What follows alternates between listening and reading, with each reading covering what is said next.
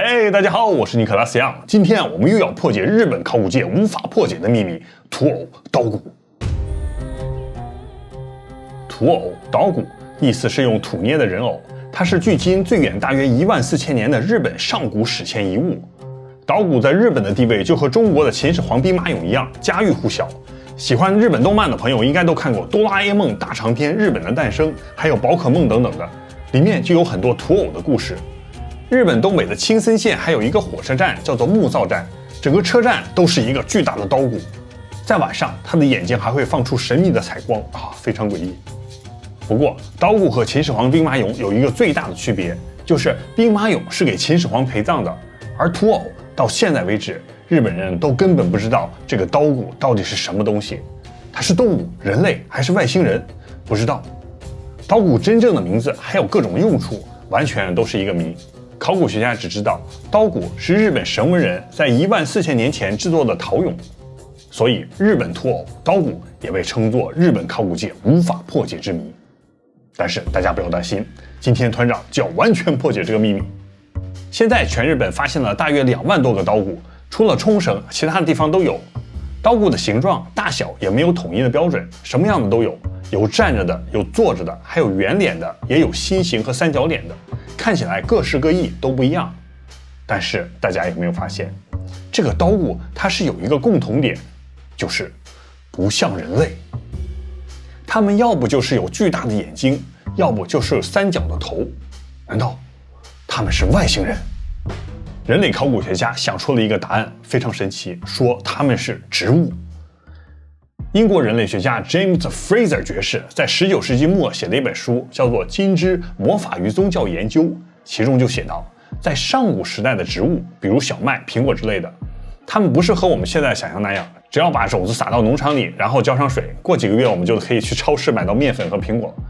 James 爵士猜测，远古人类第一次看到土地里可以长出小麦，树上可以结出果子，他们一定是非常惊讶。哇，土地怎么可以长出吃的东西这是魔法，天神显灵。原始人类就可能把这些植物想象成精灵，然后就把它们捏成泥人进行崇拜。日本人类学者竹仓史恩就在这个基础上提出假说，说刀骨应该是日本出产的一种植物，叫做鬼胡桃。圆脸的刀骨就是胡桃，心形的刀骨就是把胡桃切2半。那么为什么刀骨的身上会有花纹呢？竹仓史人就说那是胡桃的花纹。见过上古人类崇拜世界之树，但是花大力气做几万个土偶专门崇拜胡桃的这个远古宗教，我还是没见过。请大家再看一些这些刀骨，大多数的刀骨眼睛特别细长，尤其是这种3角头的刀骨。而这种大眼睛的刀骨，现在还不确定它的眼睛是不是这么大，因为这种刀骨的名字叫做遮光器刀骨。遮光器就是古代的墨镜，考古学家猜测，它这个2个眼镜其实是戴着一种类似爱斯基摩人的墨镜。大家看，用木头做的遮光镜，细细长长的，这一款圆形的遮光镜和刀骨的眼镜是一个款式。爱斯基摩人生活在北极圈内，白色的雪地可以反射95%的阳光，人类直视雪地就等于直视太阳。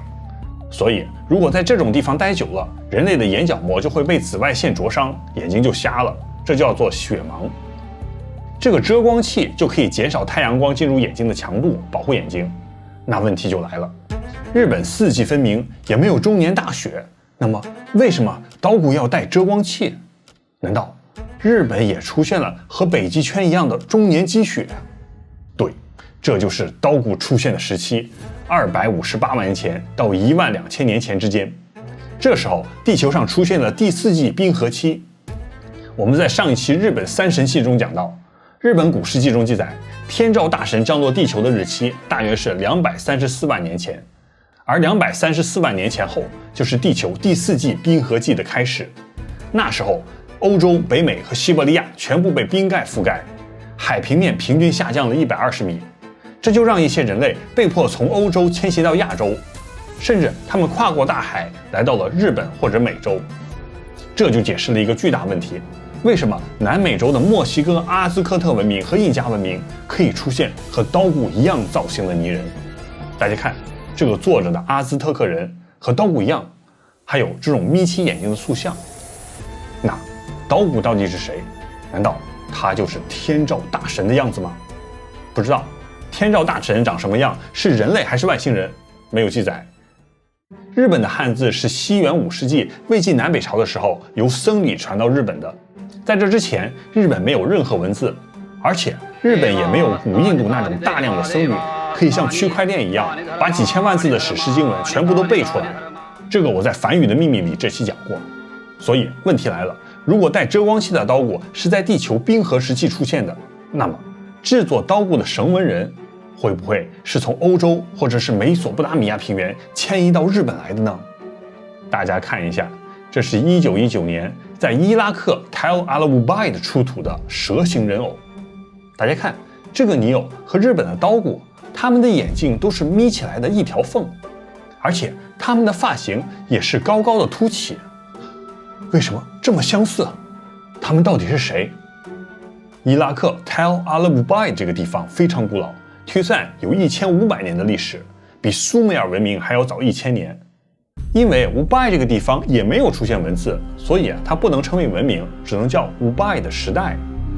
这里出土的除了蛇形人偶之外，还有很多带着花纹的陶器，这个和日本的绳文时代的陶器的花纹非常相似。乌拜这个地区主要供奉了一个神，叫做宁呼尔萨格，她是一个女神，但长得什么样子其实是不知道的。在苏美尔创世书中记载，在地球的开始，众神抱怨神分配的任务过于沉重，于是就发生了反叛，众神之战。众神之母纳姆听到这个消息之后，赶紧就叫醒了大神恩基。恩基就说那我们就造出一个新的物种来分担神的负担吧。于是宁呼尔萨格就作为神母纳姆的助手，用粘土创造了人类，人类于是就成为众神的苦力。而这个蛇形人偶手中抱的婴儿，就是地球上的第一个人类。如果我们把宁呼尔萨格、粘土、蛇形人偶放在一起，这不就是女娲的传说吗？但是女娲不是人头蛇身吗？上古时期是没有文字的，所以神话故事、史诗都是口传说出来的。圣经旧约、摩西五书一开始都是拉比口传的，没有文字。所以在千百年来，这些口传的故事中，只是说女娲样子像蛇，但是没有解释女娲到底是尾巴像蛇还是脸像蛇。古代人类根据想象就把女娲描写成人头蛇身，但实际上很有可能女娲、蛇形人偶雕像还有日本刀骨，它们都有蛇形的头部、细长的四肢，还原出来就应该是这个样子。外星人，头部长长的，像蛇一样。五拜的这个地方还出土了上古人类的陶俑，就是这个样子，长长的头骨。在圣经中还有世界神话中，人类都是继承神的基因的。圣经创世纪中就写道，神照着自己的形象创造人。苏美尔神话中，恩基杀死了一个反叛的神，然后让宁呼尔萨格用叛神的血肉混合粘土，最后创造出人类的样子。这个样子的长头人类是存在的，古埃及王后纳芙提提的雕像，还有南美纳斯卡头骨中都出现了这种长头头骨。有人说这种长头头骨是人类故意拉长的。你说的对，但问题是拉长头骨会提高幼儿的致死率，那为什么人类还要故意拉长头骨？答案只有一个，远古人类看到了神的样子。这就是破解日本刀骨的关键线索，我在后面会讲到。还有，大家看雕像头上这个高高的地方，在梵语中叫做乌什尼沙，意思是颅骨的凸起。世尊释迦牟尼的颅骨就是凸起的。在佛教中有一种圣人叫做转轮圣王，他们可以乘坐转轮查克拉在宇宙中穿梭。佛经中记载，转轮圣王就是蓝色的头发、金色的皮肤，再加上高高凸起的颅骨。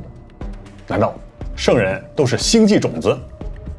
看完这节，大家一定要看看哥贝利克的秘密，看完就知道我说的都是真的。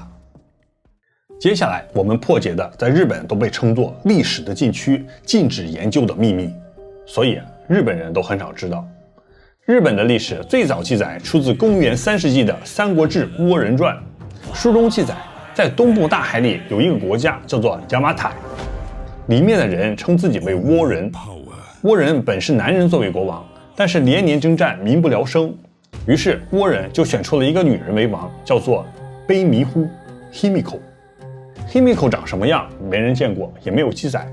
三国志》中就写道 ：Himiko 一直藏在一个高耸的城堡之中，有1000个侍女服侍，外面有重兵把守，只有一个男子每天给他送饭。为什么各方诸侯要臣服 Himiko？ 三国志说他是诡道，能惑众。这个是什么意思？根据日本古事记中记载， Himiko 很可能是第7代天皇孝陵天皇的姑妈，名叫倭季季日百袭元命。这个姑妈可以预测未来，而且还可以召唤80万神军，每次征战都有天神相助，因此战无不胜。从此倭人就臣服于 Himiko。 为什么 Himiko 可以预测未来，召唤天兵？因为书中记载，每天晚上 Himiko 都会梦见一个大神出现，这个神称自己为大物主神，记住这个名字非常重要。大物主神出现的时候，日本海面上都会出现闪耀的光球。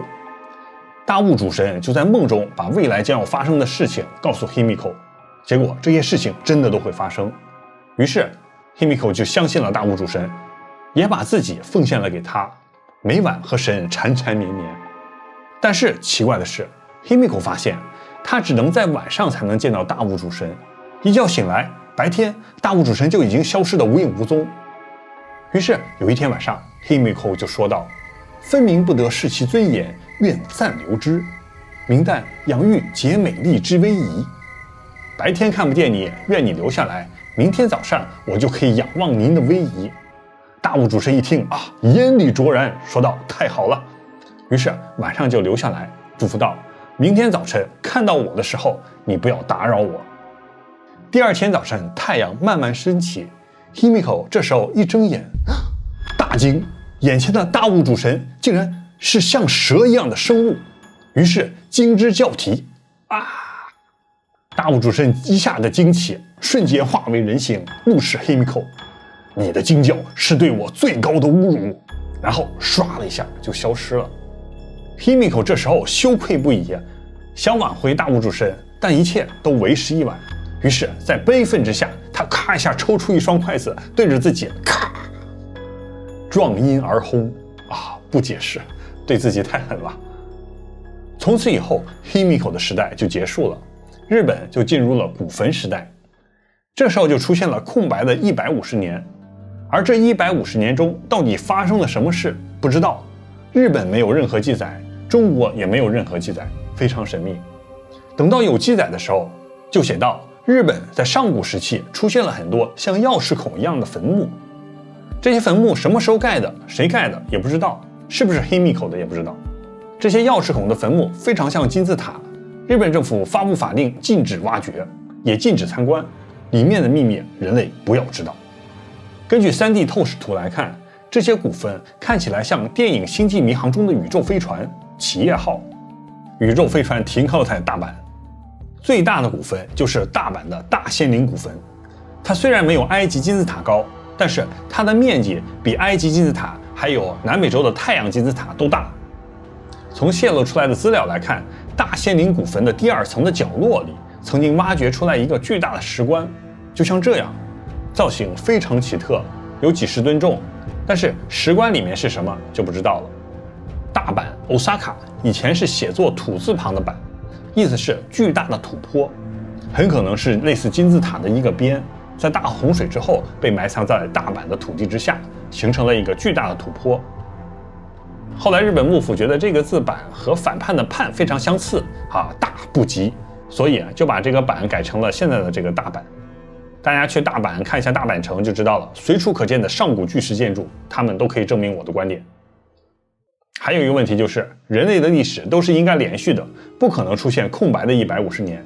如果有的话，就一定是发生了像大洪水那样的天灾，或者是像秦始皇的那种焚书坑儒事件，一代人全部被灭。难道这其中有关于刀固不可告人的秘密？对，接下来就请跟团长来到日本的东北部青森县。日本青森县有一处大型古迹被定为联合国世界遗产遗迹，叫做三内丸山遗迹。这里在1992年发现了40万平方米的远古人类遗址绳文遗址，这里出土了存在于14000年前到公元前300年之间的大量文物。绳文遗址为什么要取绳文这个名字？因为考古学家发现绳纹遗址的陶器和刀骨身上都有很多好似绳子的花纹，有的是鳞次栉比的密集排列，有的是漩涡状的圆圈。那为什么这些名字要和绳子有关？大家去日本旅游就会看到，日本有很多寺庙都挂着这种神秘的绳子，有驱邪之用。这个绳子叫做注连绳。日本最大的注连神是鸟根县的出云大社。出云大社里供奉的神是日本的造国之神大国主神。为什么大国主神的门前非要挂一根粗壮的大绳子？根据日本祭纪神话中记载，大国主神在建造好国家之后，就开始思考如何治理这个国家。这时候，海中突然出现了闪亮的光球，光球中就出现了一个神。大国主神就问：你是谁？这个神就说：我是你的性魂，我是你的奇魂，我是你的神。你要供奉我，你的国家就将风调雨顺。这个神就是大物主神，我们在前面讲过的一条像蛇一样的神。所以绳纹遗址中所有的陶器花纹很可能就是大物主神身上的花纹。说到花纹，下一个词就是人类的纹身。在《三国志·倭人传》中记载，邪马台的倭人，他们男子无大小，皆情面纹身。为什么他们要纹身，还要纹在脸上？因为他们要断发纹身，以避蛟龙之害。当时日本海中出现了一种蛇形生物大物主神、八岐大蛇等等，人类就和蛇神达成了契约：我是你们的神，你们要崇拜我。人类怎么崇拜这些神？怎么样表忠心？人类要打扮得像神一样，这样大家才看起来像自己人。所以倭人就开始在自己的脸上和身上纹身，让自己长得像蛇神，这样就可以获得蛇神的保佑。你以为我是在瞎说吗？2019年，日本发现出绳纹人的牙齿，把它切开，里面有神经粉末，可以提取 DNA。日本科学家经过基因测序后发现，绳纹人在5万到10万年前离开非洲，在3万到1万8千年之间来到日本。那接下来我们就必须去绳纹人的发源地非洲看一下。大家可以想象一下，如果在3万年前到10万年前的石器时代的非洲，当时没有针和墨水，无法纹身。如果那时候的人类想要崇拜神，想要变得像神一样，那怎么办？必须要用刀割。在西非尼日利亚，这里有一种仪式叫做 ichi， 是当地部落贵族男子才有资格拥有的伤痕。对，你必须是贵族。上古时代的贵族都是和神有关系的，只有贵族才能用刀划自己的脸。大家看这一条条的伤疤想想都可怕。后来崇拜就升级了，发展到全身都要划痕。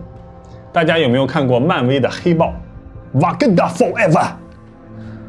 黑豹中的大反派全身都是这种点点，这是什么？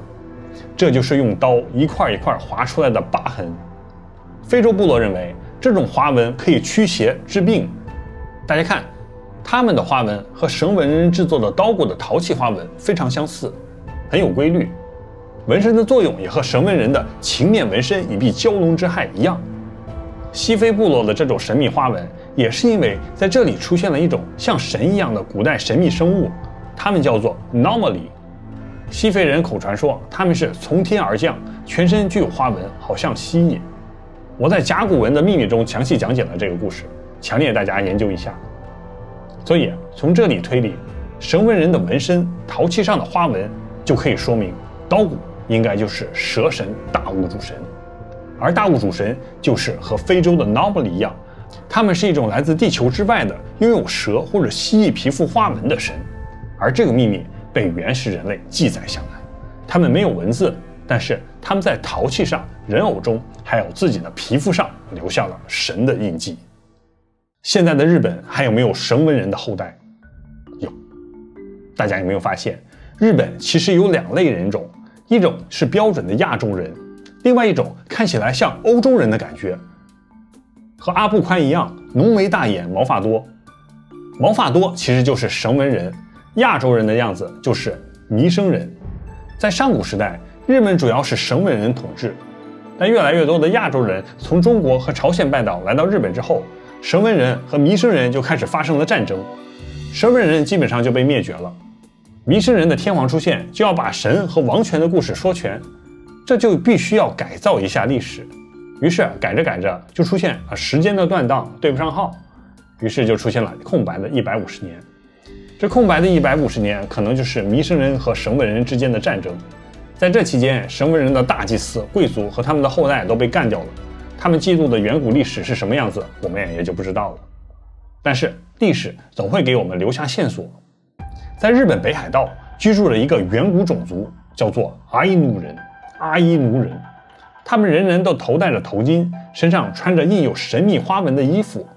男人拥有好似苏美尔人的巨大胡子，女人在嘴上还有全身都刺有蛇形纹身。在阿伊努语中，纹身叫做 nuyen， 意思是雕刻，也叫做 anchipiri， 意思是黑曜石切割。上古时代纹身都是用黑曜石切的。从古代开始，阿伊努人就是日本幕府征伐的主要对象，最后他们都被赶到了北海道。阿伊努人以前是全身纹身，但1779年以后，日本幕府禁止了纹身，强迫阿伊努人说日语，所以直到现在，阿伊努人已经被同化了。但是他们的后人还是努力保存自己的文化。想去北海道旅游的朋友可以去一下阿寒湖阿伊努剧场，看看他们的文化演出。等等，台湾人原住民手上的纹身怎么和阿伊努人都非常相似？阿伊努女人嘴上的纹身，台湾泰雅族、新西兰毛利族怎么都有？而且毛利人男人也要情面纹身，难道刀骨也在这些地方出现过？来自优秀天才团台湾分部的天才给我传来台湾排湾族神山中的碑文，上面写道：乌黑蛇鳞绵绵地嵌着太古时文字未带而载的人蛇盟约，在太阳射出第一道光芒之时。难道这些纹身就是上古时代人类和蛇神的盟约？团长还知道刀骨在台湾和新西兰做了什么事，这牵扯到一个和亚斯兰蒂斯一样失落的高科技文明。想听的朋友请订阅点赞，冲到50万订阅。好了，今天的到此为止了，我们下期再见。Hello， 感谢全世界优秀天才团的大力支持，20万订阅达成。我们下一个目标就是明年这个时候完成50万达成，那个时候团长一定要一个周出3、4集给大家看，这个目标我们一定要实现。